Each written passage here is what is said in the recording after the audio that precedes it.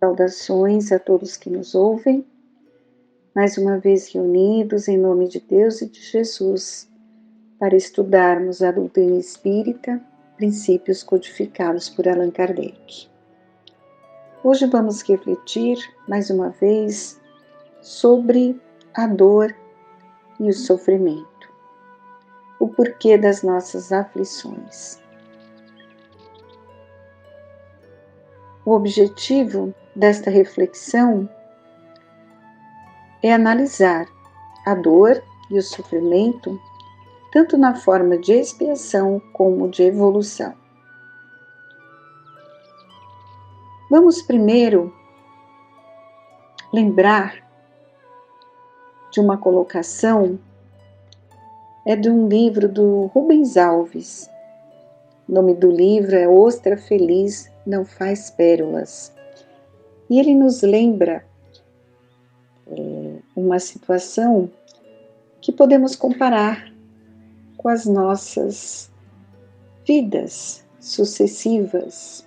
Vejam, uma ostra que não foi ferida não produz pérola.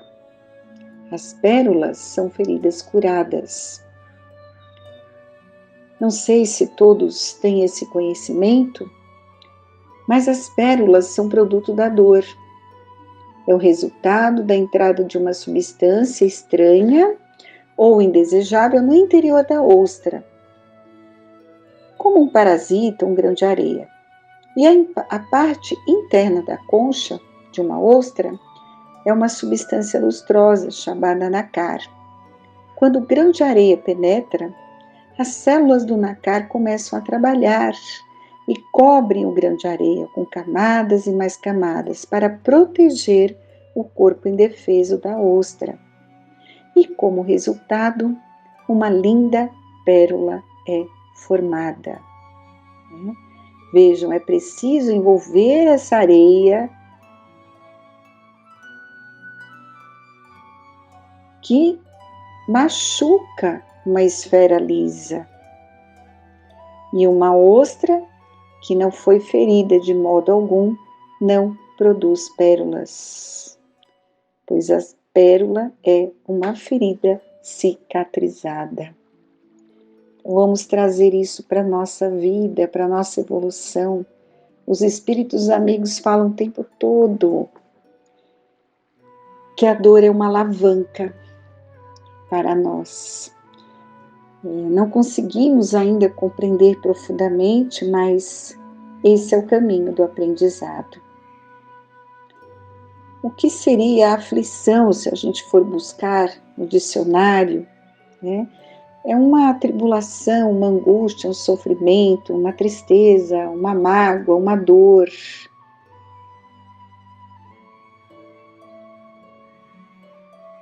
A aflição é a nossa própria ansiedade, muitas vezes, projetada no futuro, mentalizando ocorrências menos felizes, que em muitos casos nem se verificam como supomos, e nem chegam a surgir.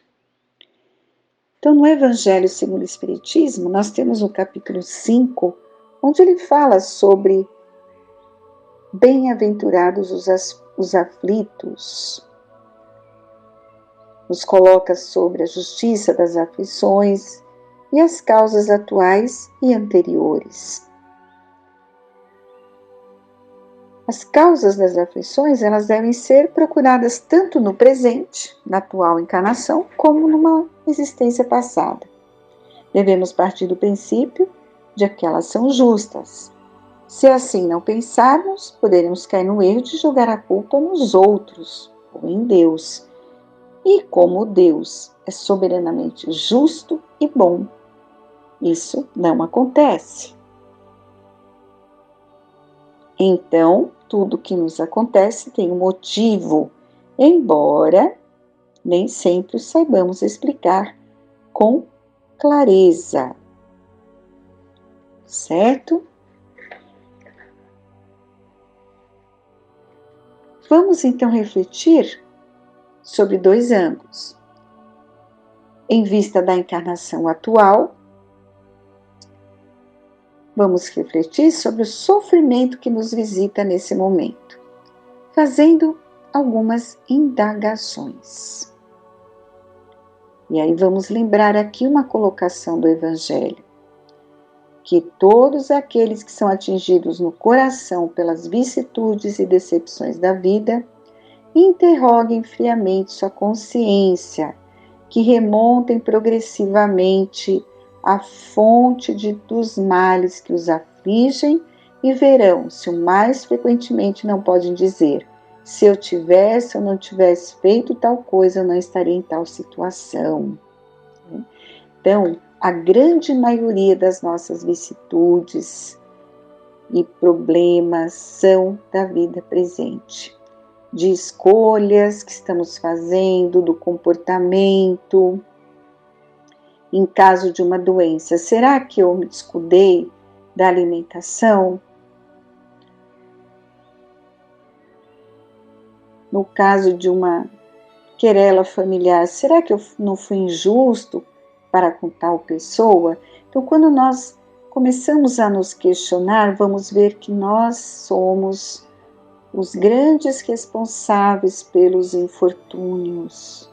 Por isso que é a prática do conhecimento de si mesmo diário, para observar o nosso comportamento e ir consertando em nós essas atitudes infelizes que nos trazem muito sofrimento. Então, a grande maioria das nossas vicissitudes, se nós começarmos a fazermos essa avaliação, vamos ver que é de escolhas atuais. Quando isso não acontece, quando não encontramos resposta na vida presente, se refere a causas anteriores, né? A encarnações passadas. Então, os sofrimentos por causas anteriores são frequentemente como das causas atuais, consequência natural da falta cometida. Se eu fui duro e desumano, posso ser tratado duramente com desumanidade. Se fui orgulhoso, posso nascer em uma condição humilhante. Se fui avarento, egoísta, se eu fiz mau uso da fortuna, posso ser privado do necessário. Se fui mau filho, posso sofrer com os próprios filhos, enfim, né?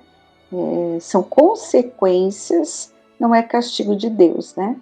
Nós temos que passar pelas situações que geramos no passado. Então, a gente tem que estar muito atento que tudo tem uma razão de ser, certo? E aí a gente complementa com uma frase do nosso querido Espírito Emmanuel: a dor vem realizar a obra que não foi possível ao amor edificar por si mesmo. Essa frase resume tudo. Deus nos dá várias oportunidades de ir construindo pelo amor, mas como somos teimosos, né? Insistimos em um comportamento infeliz, a dor vem para realizar, é uma alavanca que nos impulsiona para a nossa edificação. E André Luiz, no livro Ação e Reação, capítulo 19, onde ele fala das sanções e auxílios, ele nos fala sobre a dor. No ponto de vista, sobre 3 aspectos. Ele fala da dor e expiação, que está relacionada ao nosso passado, fala da dor auxílio, que está relacionada ao presente, e a dor evolução, que se relaciona ao futuro. Vejam que interessante que André Luiz coloca. A dor, expiação, vem de dentro para fora, marcando a criatura no caminho dos séculos para regenerá-la perante a justiça. É consequência do nosso desequilíbrio mental. Podemos associá-la às encarnações passadas. Muitas vezes é um resgate devido ao mau uso de nosso livre-arbítrio. A dor-expiação é kármica, de restauração, é libertação de carga que nos entrava a caminhada, é reajuste perante a vida. Passageira, nunca perene. Né? Então nós temos que entender que é uma expiação que estamos passando, corrigindo algo que erramos no passado. A dor-auxílio são as prolongadas e dolorosas enfermidades no envoltório físico, seja para evitarmos a queda no abismo da criminalidade, seja para o serviço preparatório da desencarnação,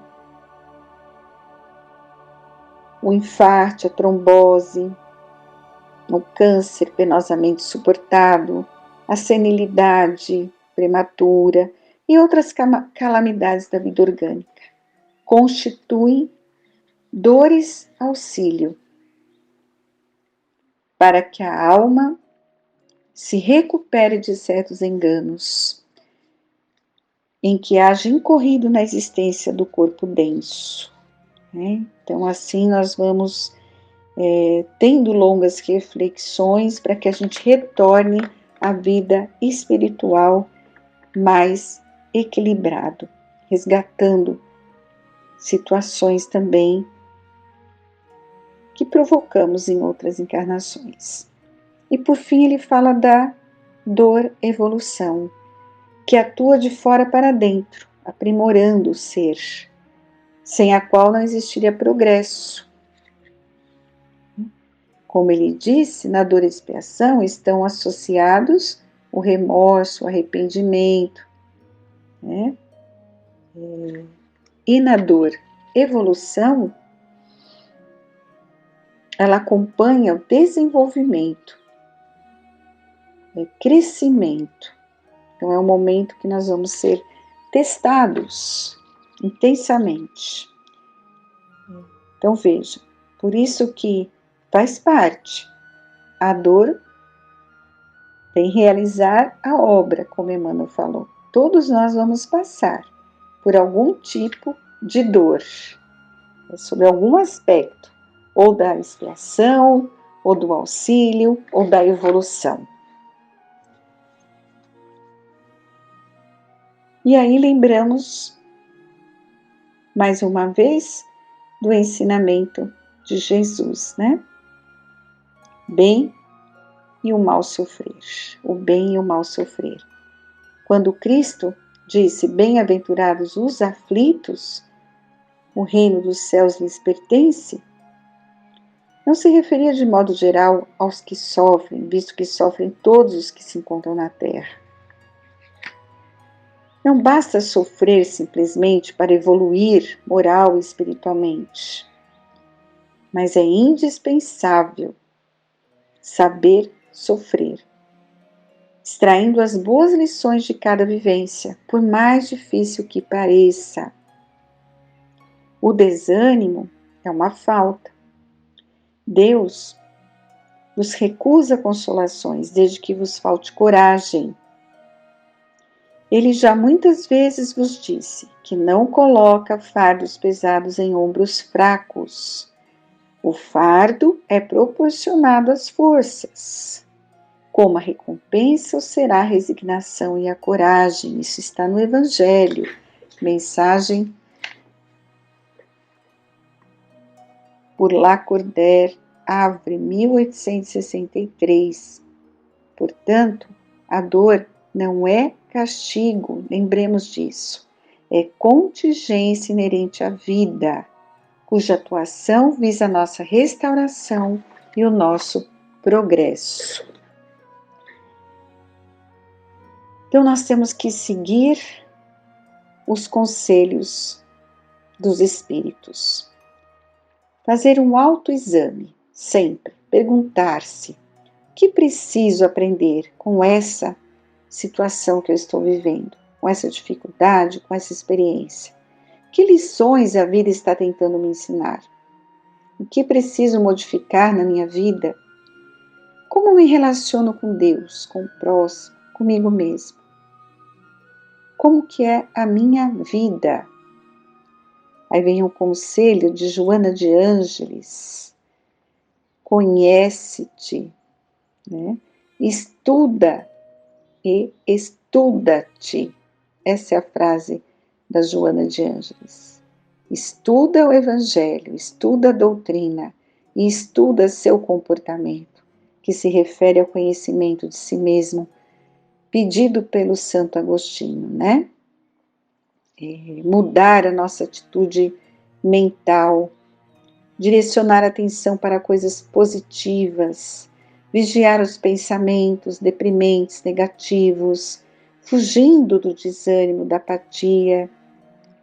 A doutrina espírita, alinhada com os ensinamentos de Jesus, tem como proposta fazermos da dor e das dificuldades um desafio para aprendermos, para amadurecermos, para avançarmos mais, não é?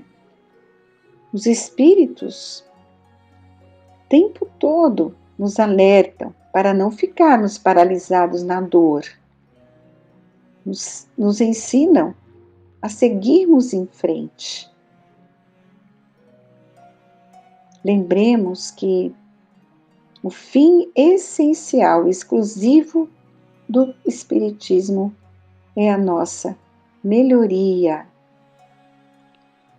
Então, fechando com uma colocação do livro Depois da Morte de Leon Denis, onde ele tem um capítulo 13 que fala sobre as provas. Vejam, nas horas de provação, quando as sombras nos rodeiam, perguntamos algumas vezes: por que nasci eu? Por que não fiquei mergulhado lá na profunda noite, onde não se sente, onde não se sofre, onde só se dorme ao eterno sono? E nessas horas de dúvida e angústia, uma voz vem até nós e diz-nos: sofre para te engrandeceres, para te depurares. Fica sabendo que teu destino é grande. Esta terra fria não é o teu sepulcro. Os mundos que brilham no âmbito do céu são tuas moradas futuras, a herança que Deus te reserva. A voz que assim vos fala é a voz dos mortos, é a voz das almas queridas que nos precederam no país da verdadeira vida. Bem longe de dormirem nos túmulos, elas velam por nós. Adorável e divino mistério, comunicam-se conosco e dizem-nos: basta de dúvidas, trabalhai e amai. Um dia, preenchida a vossa tarefa, a morte reuni-nos-á. Ser imortal, caminha com passo firme sobre a vereda escarpada das alturas de onde o futuro te aparecerá em véu.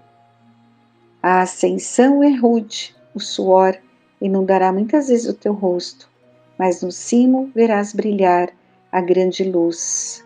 Verá despontar no horizonte o sol da verdade e da justiça. Nosso querido Leon Denis, poeta como é, nos deixa esse lindo ensinamento, né? Com colocações poéticas, nos dizendo: sofre para te engrandeceres, para te depurares. É isso, estamos aqui em evolução.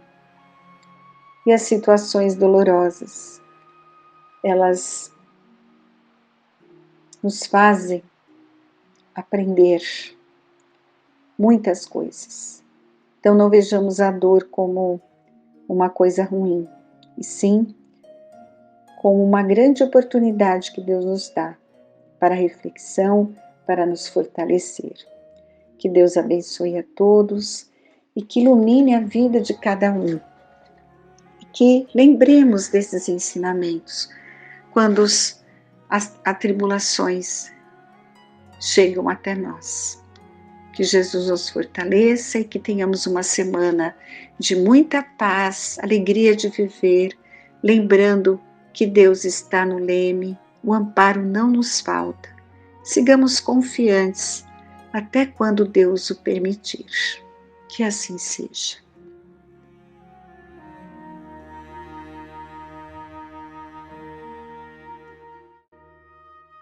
Bem, sejam todos bem-vindos a mais uma palestra doutrinária. Hoje nós vamos falar do capítulo 3 do Evangelho segundo o Espiritismo, que é Há muitas moradas na casa do meu Pai. E depois nós vamos complementar isso com o livro do Emmanuel, a psicografia do Chico Xavier, que chama Emmanuel, e chama-se A Vida Sucessiva e os Mundos Habitados. Então vamos lá. Diferentes situações da alma na erraticidade, diferentes categorias dos mundos habitados, destinação da terra. Que não se perturbe o vosso coração. Crede-se em Deus. Crede também em mim. Há muitas moradas na casa do meu Pai. Se assim não fosse, eu já vos teria dito, pois me vou para vos preparar o lugar. E após ter ido e vos preparado o lugar, eu voltarei e vos retomarei para mim, a fim de que lá onde eu estiver, vós estejais também. João 14, 1-3. Diferentes situações da alma na erraticidade. A casa do Pai é o universo. As diferentes moradas são os mundos que circulam no espaço infinito e oferecem aos espíritos que neles encarnam as moradas apropriadas ao seu adiantamento. Independente da variedade dos mundos, estas palavras também podem ser entendidas como o estado feliz ou infeliz do espírito na erraticidade, conforme seu grau de pureza e se ache liberto dos laços materiais. O ambiente onde se encontre, aspecto das coisas, as sensações que experimente, as percepções que possua, podendo tudo isso variar ao infinito. Assim é que, se uns não podem se afastar dos locais onde viveram, outros se elevam e percorrem os espaços e os mundos, enquanto alguns espíritos culpados perambulam sem destino nas trevas. Os felizes desfrutam de uma qualidade muito grande e a claridade resplandecente e do sublime espetáculo do infinito. Enfim, enquanto o mal atormentado de remorsos, de lamentações, muitas vezes só, sem consolação, separado dos objetos da sua afeição, daqueles que ele ama, padece torturado pelos esforços morais, o justo, reunido aos que ama, goza das doçuras de uma indescritível felicidade. Portanto, lá também há muitas moradas, embora não sejam nem delimitadas nem localizadas. Diferentes categorias de mundos habitados. Do ensinamento dado pelos espíritos, resulta que os diversos mundos estão em condições muito diferentes uns dos outros, quanto ao grau de adiantamento ou de inferioridade de seus habitantes. Dentre deles, há os que ainda são inferiores à Terra, física e moralmente. Outros são do mesmo grau, e ainda há outros que são mais ou menos superiores em todos os sentidos.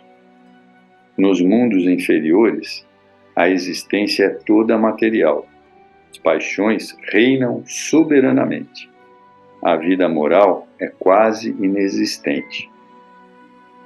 À medida que esta se desenvolve, a influência da matéria diminui, de tal modo que, nos mundos mais avançados, a vida é, por assim dizer, quase toda espiritual. Nos mundos intermediários, há a mistura do bem e do mal, predominando um ou outro, conforme o grau de adiantamento.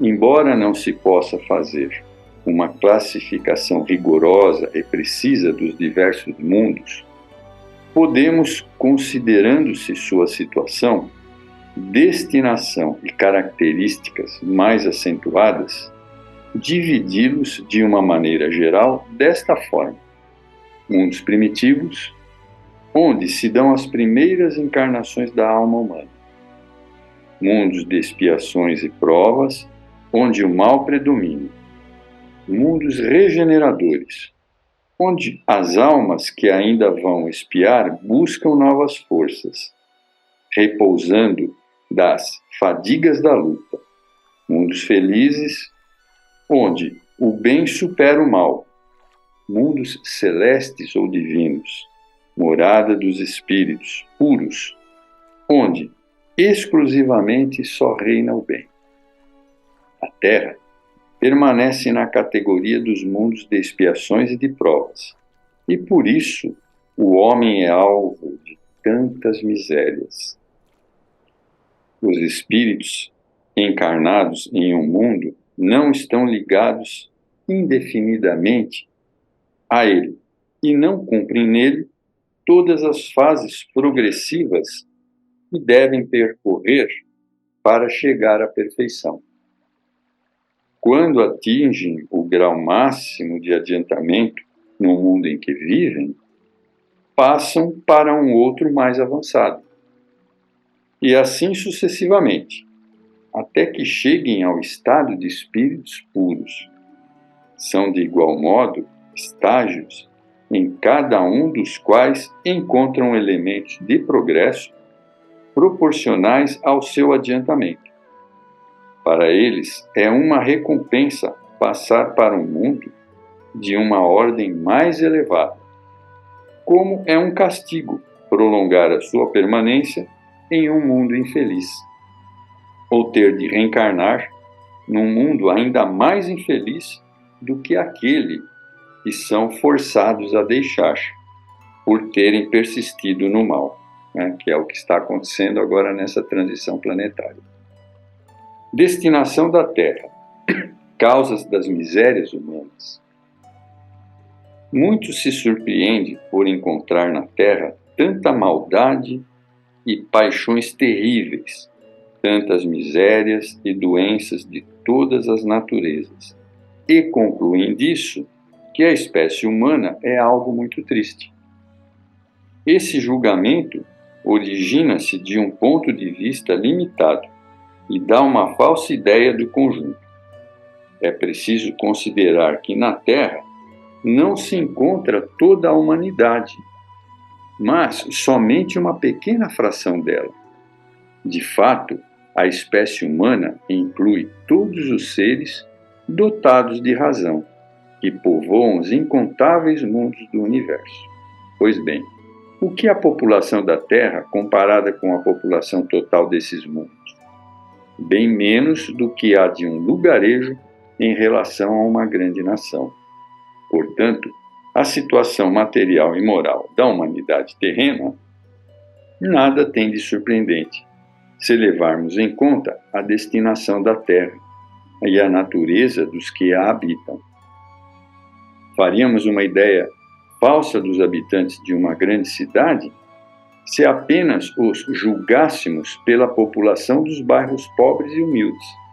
Num hospital vê-se somente doentes ou estropiados. Numa prisão vê-se todas as torpezas e todos os vícios reunidos nas regiões insalubres. A maior parte dos habitantes é pálida e fraca e enferma nessas regiões insalubres. Pois bem, que se considere a Terra como sendo um subúrbio, um hospital, uma penitenciária, uma região doentia, pois ela é ao mesmo tempo tudo isso, e então se compreenderá por que as aflições superam as alegrias, já que não se enviam a um hospital pessoas que estão bem de saúde, nem à casa de correção as que fizeram mal. Acontece que nem os hospitais, nem as casas de correção são lugares prazerosos. Portanto, do mesmo modo que numa cidade toda a população não está nos hospitais ou nas prisões, também toda a humanidade não está na Terra. Veja que comparação fantástica. Ora, assim como se sai do hospital quando se está curado e da prisão quando se cumpriu a pena, o homem deixa a terra para mundos mais felizes quando está curado das suas enfermidades morais ou tenha resgatado as suas penas. Muito bonito esse texto aqui do Livro dos Espíritos. Aí, complementando com esse livro do Emmanuel, as vidas sucessivas e os mundos habitados. Alguns estudiosos há muitos séculos guardam as verdadeiras concepções do universo, no qual se encontra circunscrito ao minúsculo orbe terreno, e é representado pelo infinito dos mundos dentro do infinito de Deus. Não obstante as teorias do sistema geocêntrico, que encravava a Terra como centro do grupo de planetas em que vos encontrais, a ideia da multiplicidade dos sóis vinha há muito animando o cérebro dos pensadores da antiguidade. Apesar da objetiva dos vossos telescópios, que descortinam na imensidade as terras do céu, julga-se erradamente que apenas o vosso mundo oferece condições de habilidade e somente nele se verifica o florescimento da vida. Infelizmente, são inúmeros os que duvidam dessa realidade inconteste, aprisionados em escolas filosóficas que pecam pelo seu caráter obsoleto e incompatível com a evolução da humanidade em geral. Que não reconhecem que a Terra, minúscula, é apenas um ponto obscuro no espaço, no concerto sideral, e nada de singular existe nela que lhe outorgue com exclusividade o privilégio da vida, em contraposição aos acertos dos negadores. Podeis notar cientificamente que é mesmo em vosso plano o local do universo onde a vida encontra mais dificuldades para se estabelecer. Grande é a tortura dos seres racionais que no mundo terráqueo buscam guarda para suas aspirações de progresso, porquanto do berço ao túmulo, suas existências representam grande soma de esforços, combatendo com a natureza inconstantes, com as mais diversas condições climatéricas, arrasadoras da saúde e de causa de um combate acérrimo da parte do homem, porque não lhe é possível viver em afinidade perfeita com a natureza submetida às mais bruscas mutações, sendo obrigado a criar a sua moradia, organizar a sua habitação, que representa de fato a sua escravidão primeira, impedindo-lhe uma existência cheia de harmonia e espontaneidade. O vosso mundo vos obriga a uma vida artificial, já que sois obrigados a buscar cotidianamente o sustento do corpo, que se gasta e consome nesta batalha sem tréguas. Nele, as mais belas faculdades espirituais estão frequentemente sufocadas, em virtude das mais imperiosas necessidades da matéria. Que se calem os que puderem descobrir a vida apenas em vossa obscura penitência de náufragos morais. Por que razão a vontade divina colocaria na amplidão as plagas longínquas?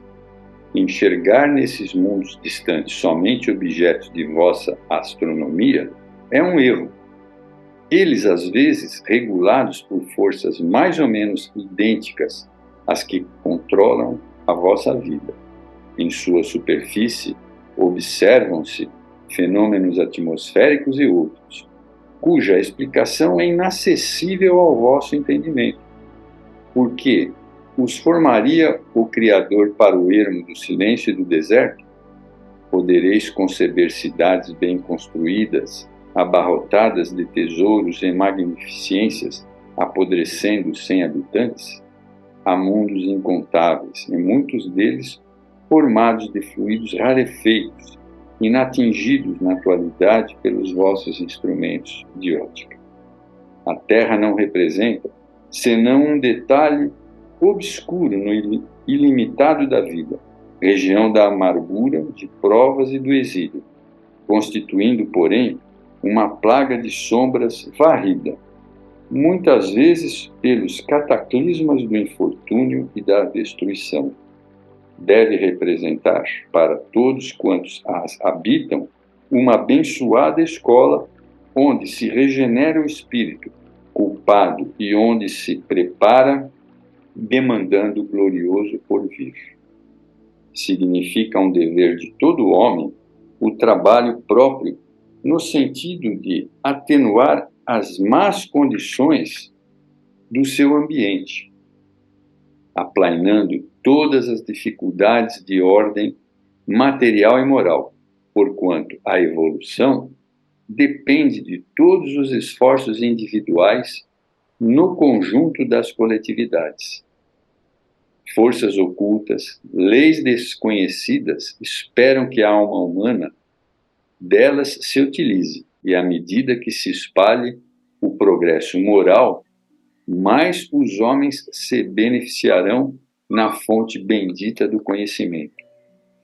Para a humanidade terrestre, a revelação de outras pátrias do firmamento, fragmentos da pátria universal, não deve constituir uma razão para desânimo de quantos se entregam aos labores profícuos do estudo.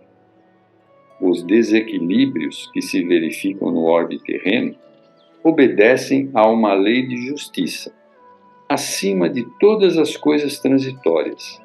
E, além disso, a primeira obrigação de todo homem é colaborar em todos os minutos da sua passageira existência, em prol da melhoria do seu próximo, consciente de que trabalhar em benefício de outrem é engrandecer-se.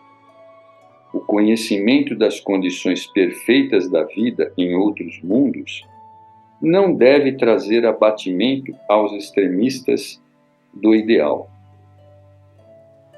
Semelhante verdade deve encher o coração humano de sagrados estímulos. Saudai, pois, o concerto da vida, do seio dos vossos combates salvadores. Sois portentosos, luzes policrônicas, mundos maravilhosos, existem embalados pelas harmonias que a perfeição eleva à entidade suprema. Além do grande cão, da ursa, de Hércules, outras constelações atestam a grandeza divina. Os firmamentos sucedem-se ininterruptamente nas amplidões etéreas, mas a humanidade, para Deus, é uma só. E o laço do seu amor reúne todos os seres. Né? Então, por esses textos, nós podemos perceber a grandeza e a bondade de Deus para conosco. As suas diversas casas, a nossa morada aqui na Terra, que é um impulso para irmos para lugares mais felizes. Por isso, podemos aproveitar os conhecimentos que Kardec nos deixou e que possamos trilhar esses caminhos que Deus permite que cheguemos a outros orbes mais evoluídos do que a Terra. Muito obrigado.